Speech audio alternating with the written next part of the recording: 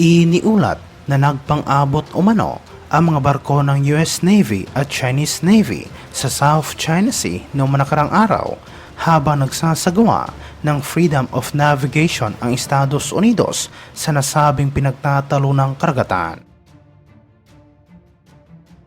Dineploy ng US Navy ang isang Arleigh Burke-class guided missile destroyer na USS Gravely sa South China Sea upang magsagawa ng Freedom of Navigation nang bigla umano itong nilapitan na isang warship ng Chinese Navy. Sinabi sa report na sinubukan umanong paalisin ng Chinese Navy ang USS Gravely sa South China Sea, ngunit nang tumanggi ang nasabing US warship, bigla umanong lumapit ang barko ng komunistang bansa na nag-udyok naman sa mga Amerikano na magsagawa ng evasive maneuver.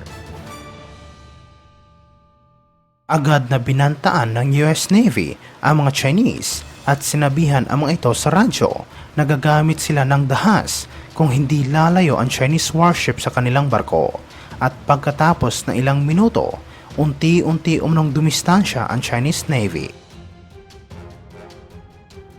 Iniulat ito matapos sinabi ng gobyerno ng Estados Unidos na nagdagdag sila ng 63 proyekto sa loob ng 9 na EDCA sites upang palakasin at mapabuti ang operational capability sa pagitan ng Manila at Washington sa gitna ng komplikadong security environment ngayon sa Indo-Pacific region.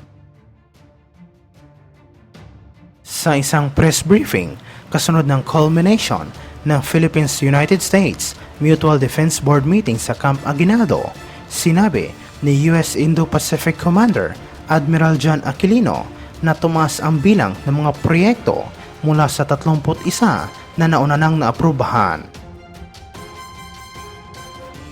Sinabi niya na naglaan ang Estados Unidos ng mahigit sa $100 milyong para sa pagtatayo ng mga iba't ibang pasilidad na naglalayong gawing moderno ang mga kasalukuyang kampo ng Armed Forces of the Philippines at itaas ang kanilang operational capability. Anya na titiyakin ng alyansa ng Estados Unidos at Pilipinas ang pagkakaroon ng free navigation, flights at trade passage sa Indo-Pacific, at inaasahan din umano na lalo pang lalakas ang kooperasyon ng dalawang bansa dahil sa EDCA. Idinagdag niya na mga EDCA sites ay maaaring gamitin sa pag-preposition ng mga armas dahil sa komplikadong sitwasyon ngayon, hindi lamang sa West Philippine Sea kundi pati na rin sa pagitan ng China at Taiwan. Hindi naman nagbigay ng iba pang detalye si Commander Aquilino maliban lamang ang tungkol sa pagtaas ng bilang ng mga proyekto sa ilalim ng Enhanced Defense Cooperation Agreement na naglalayong pahusayin ang humanitarian at disaster response mechanism ng dalawang bansa. Samantala, sa ibang aspeto naman, iniulat na isang source na nagbanta umano ang isang mataas na opisyal ng People's Liberation Army laban sa pinaplanong sapilitang pagsakop ng China sa buong South China Sea, at sinabi na 100,000 mga sundalo ng Chinese military ang mapipilitan umanong mag-resign. Sinabi ng isang hindi pinangalanan Chinese general na halos 50% ng mga sundalo ng Chinese military ang kumukontra sa anumang klase ng hidwaan sa East China Sea o South China Sea.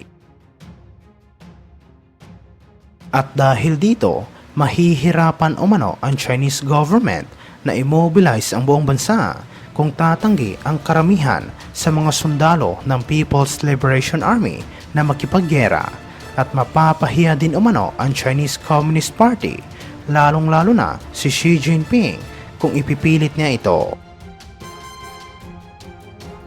Sinabi naman ng mga eksperto na isa ito sa mga dahilan kung bakit hanggang ngayon nagdadalawang isip pa rin si President Xi Jinping na lusubin ang mga kalaban nito, at naniniwala sila na matagal pa bago tuluyang magdeklara ng giyera ang China sa rehiyon.